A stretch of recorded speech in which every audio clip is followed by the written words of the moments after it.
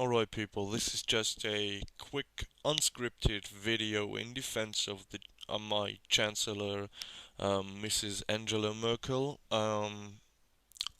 To say it first, I'm a member of her party, but I didn't vote for her in the last election, and I don't have that a high opinion of her because I think she's just acting like the political elephant, trying to sit out every problem that surfaces um, and doing nothing. But I think now I have to defend her with that speech. The first allegation was that she wants to overthrow secularism by speaking of Christian values. Mrs. Merkel belongs to the Protestant Church in Germany, which is the most progressive church on this planet. They have even almost a social democratic agenda and are a place of enlightenment and libertarianism in my country. And I must say, when a German Protestant speaks of Christian values, you can guess that he is meaning Western humanist values, and sometimes is even more progressive than atheists who speak of Western values. So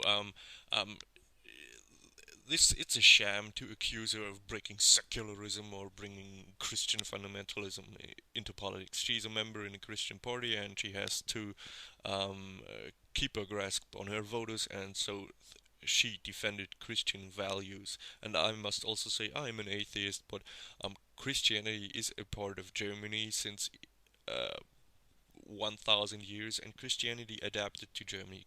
Christianity secularized itself, and so it is welcome just like every other secularized religion.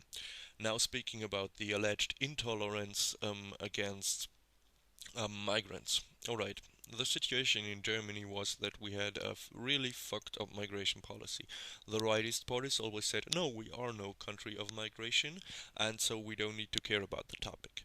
And the leftist party said, oh yeah, we have to dilute the German people because they all are Nazis, and also these immigrants we bring in, they vote for us, so hell yeah. And let's build our nice multicultural playland. The problem is this worked out with the most idiotic immigration policy ever. For example, like 10 years before, some guy came up with the idea that in order to curb the rampant um, uh, undereducation and, in consequence, unemployment among Turkish migrants, that we should demand from these people that they learn German. And I think it's a very basic thing if you want to a country come to a country and live there, that you learn the language of the country. I think this is very basic, but actually, this was not the case because here the left wing they blocked it and said, "Oh no, this is forced Germanization, and you cannot demand people learning German." And these attitudes they have grown out to idiotic ends like for example, if you want to take a driver's license in Germany, you can do it in English, and you can do it in French, and you can do it in German, of course, but you can also do it in Russian, and you can also do it in Turkish and whatever. And I think that's idiotic, you know.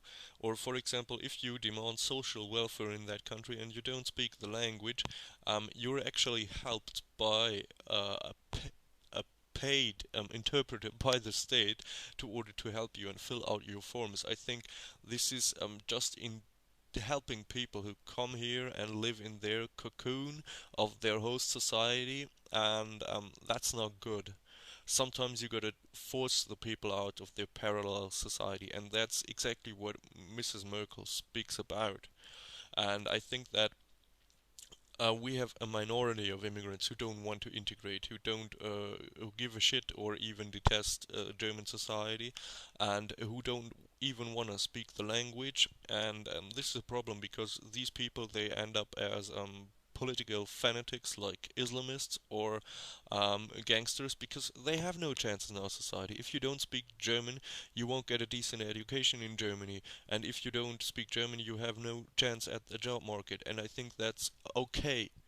because how should I work with somebody who doesn't bother to speak my language? Hmm? And that's what Mrs. Merkel means of demands from immigrants. And this is that's the point.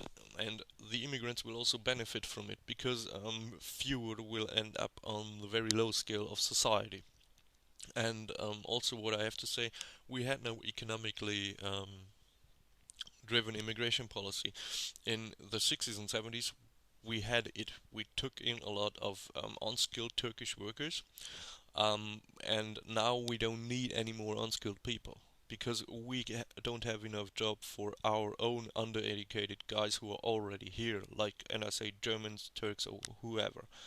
And so we need qualified people, and that is also about to change the the migration policy, because the migration policy was not really looking at, are you a peasant from Eastern Anatolia, or are you um, a absolvent of Ankara University? And that's what has to change, and that is what Mrs. Merkel means with that demands from immigrants, because the German society does a lot of things in order to help immigrants. It spends a lot of money in order to help immigrants, and I think we can, as German citizens, we can demand that the immigrants themselves get their asses up and do something. And I think also this will benefit those, and I think that's still the majority of immigrants, who want to integrate here and who want to be part of German society, because if we can eradicate or drive back this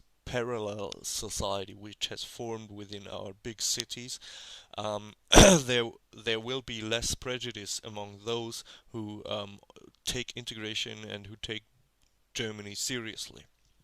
And to just a few comments about all that Nazi bullshit, I think I don't have a high opinion of Mrs. Merkel, but I think she's a real person with an anti-totalitarianist stance, because she suffered under the German communist dictatorship, and she actually was part of the Christian opposition against the communist regime in East Germany, and I think she is the last person in Germany who would ever fall for totalitarianist ideas. And so please get your idiotic Nazi allegations elsewhere and stop it, because it's just crap. It's not serious political analysis. It's just sensationalism for people who really don't have a clue about Germany and who really don't have a clue about Germany's political landscape.